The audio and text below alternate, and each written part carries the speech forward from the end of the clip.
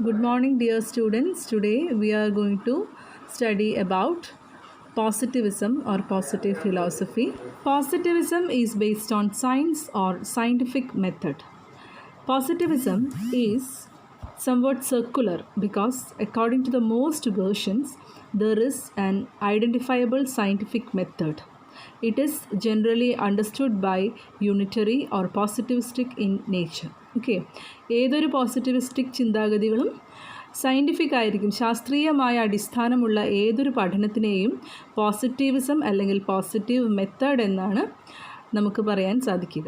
Okay, Positivism came to designate as a philosophical movement in Western countries towards the end of 19th century and well into the first half of 20th century. തത്വശാസ്ത്രം പഠിക്കാൻ ശാസ്ത്രീയത ആവശ്യമാണെന്ന നിലപാട് വന്നു. So the philosophy should become scientific and positivism attempted to eliminate metaphysical component of philosophy.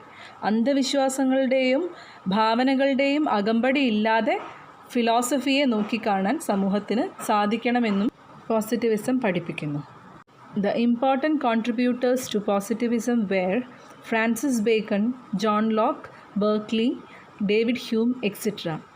During 19th century, the main utilitarian theorists like Jeremy Bentham and John Stuart Mill also supported positivism. In 18th century, by the emergence of industrial revolution and growth of science and technology followed, and also the social progress contributed towards the positivism.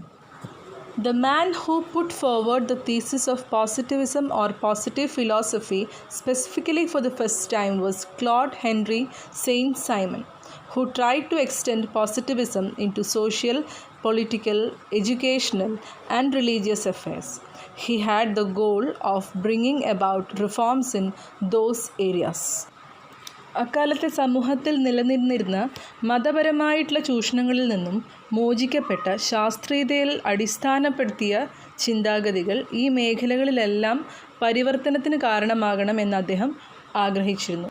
He, along with his disciple Auguste Comte, stated that society's progress from a theological state to metaphysical one and then to a scientific stage wherein the positivistic scientific outlook and method are dominant.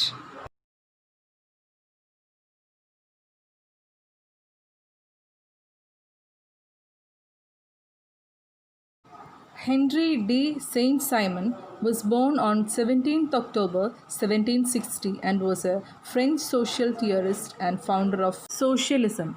In the wake of French Revolution, Saint-Simon proposed an innovative and positive reorganization of society controlled by chiefs of industry with scientists in role of priest.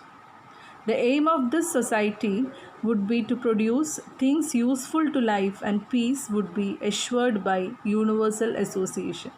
Saint-Simon's idea of science of society influenced the development of sociology and economics as fields of scientific study. His famous book Novo Christianisme or New Christianity was a vision of a society that practiced the teachings of Jesus by devoting itself to the betterment of its least fortunate members. He rejected many of the doctrines and rituals which had developed by Christian churches. He developed a concept in which the state owned and administered the means of production for the benefit of all. Saint-Simon's positivist and scientific studies helped him to found a purely practicable and demonstrable moral code within a sentimental and mystical tendencies led him to understand the need for a religion. He believed that Christianity has got an advanced human morality, but in future an establishment of a universal religion is a need. അതുവഴി ലോകരാഷ്ട്രങ്ങളെല്ലാം തന്നെ ഇത്തരമൊരു പൊതുമതം എന്നുള്ള ചിന്തയെ ഏറ്റെടുക്കുമെന്നും അത് ഭാവിയിൽ പാവപ്പെട്ടവരുടെ conditions better ചെയ്യാൻ വേണ്ടിയിട്ട് സഹായിക്കുമെന്നും അദ്ദേഹം വിശ്വസിച്ചു.